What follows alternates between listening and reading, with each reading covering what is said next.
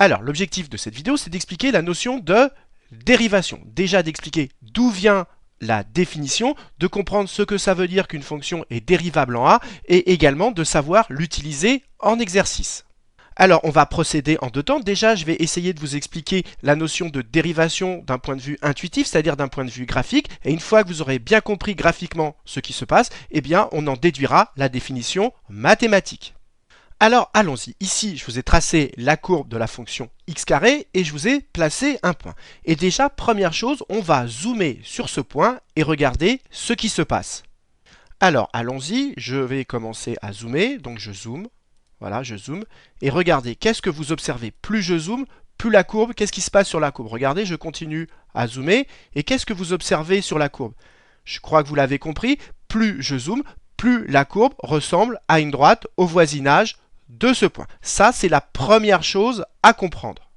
Et deuxième chose à comprendre, une fois qu'on a compris que la courbe ici semble se confondre avec une droite, on peut se poser la question, quel est le coefficient directeur de cette droite? Vous voyez qu'ici, quand on avance de 1 carreau, ici 1 carreau en abscisse et 1 carreau en ordonnée, c'est la même quantité. Et quand on avance de 1 carreau en abscisse, on monte de 1 carreau en ordonnée. Autrement dit, le coefficient directeur de cette droite, eh bien c'est 1, parce que quand on avance de 1, on monte de 1.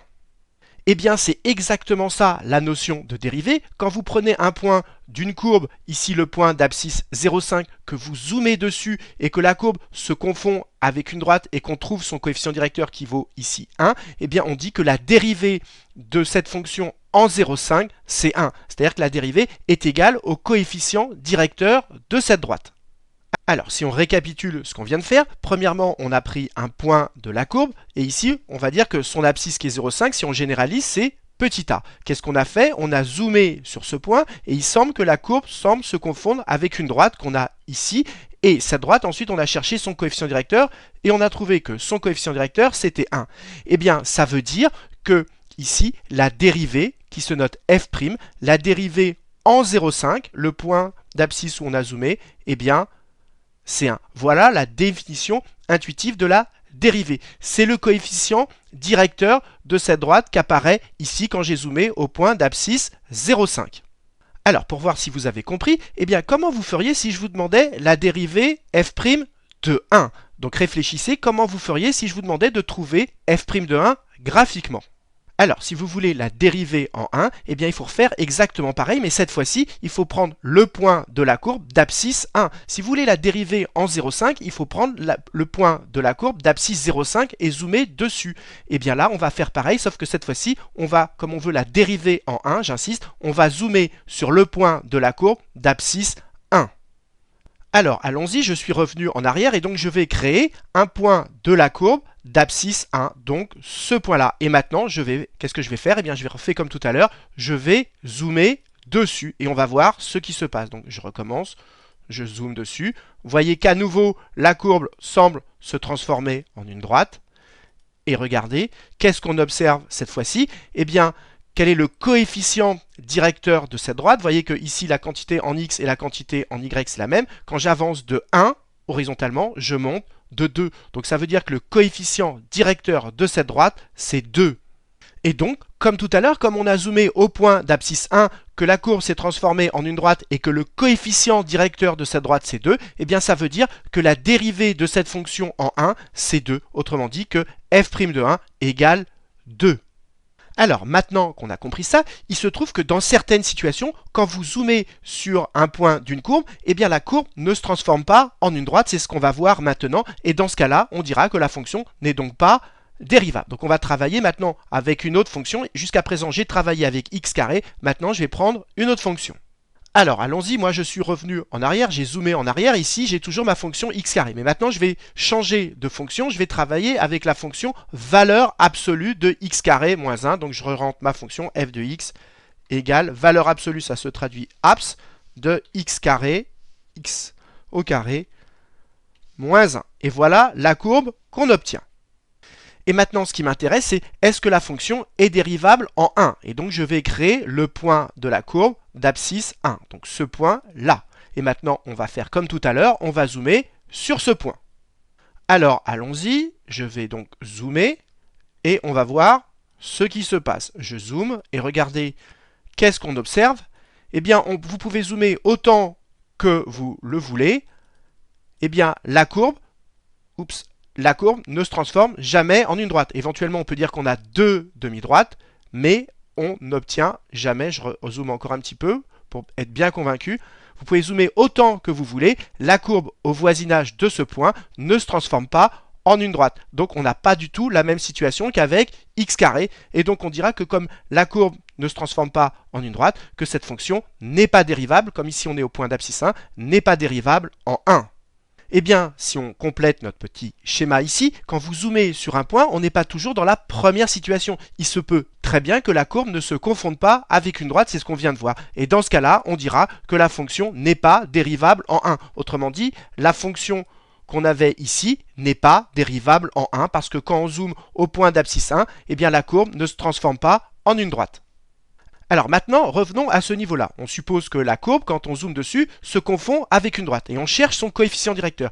Mais il y a des cas où une droite n'a pas de coefficient directeur. Essayez de vous souvenir. Quand est-ce qu'une droite peut ne pas avoir de coefficient directeur? Eh bien, tout simplement, quand elle est verticale. Et donc, si, quand on zoome sur un point, la courbe semble se confondre avec une droite verticale, il n'y aura donc pas de coefficient directeur, et donc il n'y aura pas de dérivée. Et donc, si on complète notre schéma, si la courbe semble se confondre avec une droite, il y a deux cas possibles pour la droite. Soit la droite n'est pas verticale, et donc il y a bien un coefficient directeur, et donc la fonction est bien dérivable en A. Soit la droite est verticale, du coup, on ne peut pas parler de coefficient directeur, et donc la fonction n'est pas dérivable en A. Et on va donner tout de suite un exemple avec une droite verticale. Alors, allons-y, mais cette fois-ci, donc, on va changer de fonction. Je vais prendre la fonction racine de x, qui s'écrit SQRT de x. Et voilà la courbe qu'on obtient. Et je vais m'intéresser à la dérivée en 0, c'est-à-dire je vais zoomer sur le point d'abscisse 0, et donc comme c'est la fonction racine, ça correspond à l'origine. Alors allons-y, je clique sur agrandissement et je vais zoomer. Et regardez ce qui va se produire. Plus je zoome, plus la courbe semble se confondre. Semble se confondre, regardez, plus je zoome, plus la courbe semble se confondre avec une droite, mais cette fois-ci, vous voyez que cette droite, elle est verticale. Et donc du coup, on ne pourra pas parler de coefficient directeur, et ça veut donc dire que cette fonction racine de x, elle n'est pas dérivable au point d'abscisse qu'on a ici, c'est-à-dire en 0. Donc la fonction racine de x, on trouve graphiquement qu'elle n'est pas dérivable en 0. Donc si on récapitule ce qu'on vient de dire maintenant, parce que c'est très important, si on veut savoir si une fonction est dérivable en A, eh bien on prend le point de la courbe d'abscisse petit a. On zoome sur ce point et là il y a trois cas possibles. Soit la courbe ne se confond pas avec une droite, c'était le cas avec x carré moins 1 en 1, et bien dans ce cas-là, si la courbe ne se confond pas avec une droite, eh bien cette fonction n'est pas dérivable en A. Premier cas de figure. Deuxième cas de figure, la courbe semble se confondre avec une droite. Dans ce cas-là, on va chercher son coefficient directeur. Mais si cette droite est verticale, on ne peut pas parler de coefficient directeur, et donc la fonction n'est pas dérivable. C'était le cas avec la fonction racine de x en 0. Et si on arrive à trouver le coefficient directeur, eh bien la fonction est dérivable, et la dérivée est égale au coefficient directeur de cette droite. C'est ça qui est fondamental à comprendre. Et c'est ce que j'ai rajouté ici et qui est fondamental, la dérivée en A est égale au coefficient directeur de cette droite. C'est ça qui est fondamental à comprendre. Alors maintenant qu'on a expliqué la dérivée de manière intuitive à l'aide d'un graphique et qu'on a expliqué que finalement la dérivée c'est le coefficient directeur de la droite qui apparaît quand on zoome sur un point, et bien maintenant on va essayer de donner une définition mathématique de la dérivée. Alors, l'idée maintenant, c'est qu'on va essayer de retrouver ces résultats, mais sans zoomer, mathématiquement. Alors, comment pourrait-on faire? Donc, d'abord, j'ai repris l'exemple de départ avec ma fonction x carré. Et j'aimerais retrouver, mais je répète, sans zoomer, que la dérivée en 1, c'est 2. Donc, il faut que je retrouve que le coefficient directeur, quand j'ai zoomé, de la droite qui apparaissait, c'est 2. Mais cette fois-ci, il ne va pas falloir zoomer. Alors, comment on pourrait faire au lieu de zoomer? Eh bien, l'idée, c'est qu'on va créer un deuxième point sur la courbe. Et ces deux points, on va les joindre selon une droite. Et, vous l'avez compris, au lieu de zoomer sur le point A pour faire apparaître une droite de coefficient directeur 2, qu'est-ce que je vais faire? Eh bien, je vais rapprocher, je vais prendre mon deuxième point et je vais le faire se rapprocher du premier, aussi proche que possible. Il ne peut pas toucher le premier point parce que sinon les deux points seraient confondus et la droite ne serait plus définie. Alors, regardez ce qui se passe. Mon point B, je vais le faire se rapprocher de ma droite. Regardez, je tire mon graphique vers le bas. Et plus je rapproche mon point B du point A, alors attention, je répète, il ne peut pas être en A parce que sinon la droite ne serait plus définie. Mais regardez, cette droite AB, quel est son coefficient directeur? Regardez, je rapproche, je prends le point B et je le rapproche aussi proche que je veux du point A. Et regardez, quel est le coefficient directeur de cette droite? Quand j'avance de 1, je monte de 2. On retrouve que le coefficient directeur de cette droite, c'est 2. Et donc, on retrouve que finalement, cette fonction, elle est dérivable en 1, et comme le coefficient directeur de sa droite, c'est 2, eh bien la dérivée vaut 2. On retrouve exactement pareil. Et pour vous en convaincre, eh bien regardez, je vais zoomer en A, vous allez voir ce qui se passe, je vais donc zoomer sur mon point. Regardez, je zoome sur mon point. Voilà, je zoome beaucoup, et en même temps, je rapproche au maximum mon point B, et qu'est-ce qu'on observe?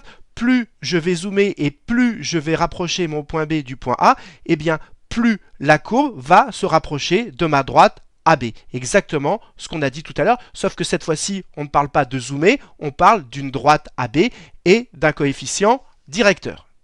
Alors, si on fait un petit schéma pour comprendre ce qu'on a fait. Donc nous, notre objectif, c'est de savoir si la fonction est dérivable au point d'abscisse A. Tout à l'heure, on a dit qu'il fallait zoomer. Mais au lieu de zoomer, qu'est-ce qu'on peut faire?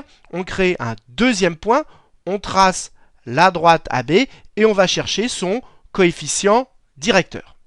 Alors déjà, première chose, comment on pourrait appeler l'abscisse du point B? Vous savez que le point B, il n'est pas en A parce que sinon, si B était en A, il n'y aurait pas de droite parce que les deux points sont confondus. Donc finalement, il est décalé légèrement, donc on peut l'appeler A plus quelque chose, A plus H. Si H est positif, eh ben, il est à droite, et si H est négatif, il est de l'autre côté. Donc le point B, eh bien déjà, on peut l'appeler son abscisse A plus H.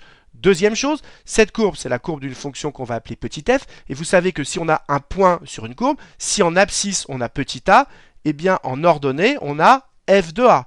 Et pareil pour le point B, ici, vous l'avez compris, on a f de a plus h. Alors ensuite, il ne faut pas perdre de vue que nous, notre objectif, c'est de trouver le coefficient directeur de cette droite AB. Alors on rappelle la formule pour calculer un coefficient directeur, c'est YB moins YA sur XB moins XA. Alors allons-y doucement. YB, c'est quoi? C'est f de a plus h. Moins YA, YA c'est f de a. Divisé par XB, mais XB c'est a plus h. Moins XA c'est A. Vous voyez que les A s'éliminent et qu'est-ce qui reste? Il reste f de A plus H moins f de A, le tout sur H. Alors, au passage, cette quantité f de A plus H moins f de A sur H, ça correspond, j'insiste bien, au coefficient directeur de cette droite. Et ce coefficient directeur, c'est ce qu'on appelle également un taux d'accroissement. Donc cette quantité, très souvent, on l'appelle le taux d'accroissement. Alors maintenant, nous, notre objectif, c'est de trouver combien vaut ce coefficient directeur, mais quand B se rapproche, tend vers A. Alors comment on pourrait faire tendre B vers A? Bien regardez, il suffit de prendre son abscisse et que cette abscisse se rapproche de A. Et comment on peut faire pour que cette abscisse se rapproche de A? Eh bien tout simplement en faisant tendre H vers 0. Parce que si H tend vers 0, eh bien cette quantité tend vers A et donc le point B va tendre vers le point A. Et donc, on a presque fini. Si on récapitule, nous, notre but, c'est de trouver combien vaut le coefficient directeur de cette droite AB quand ce point B tend vers le point A, autrement dit, quand H tend vers 0. Donc finalement, on va chercher la limite quand H tend vers 0 de toute cette quantité. Et voilà la définition d'une fonction dérivable.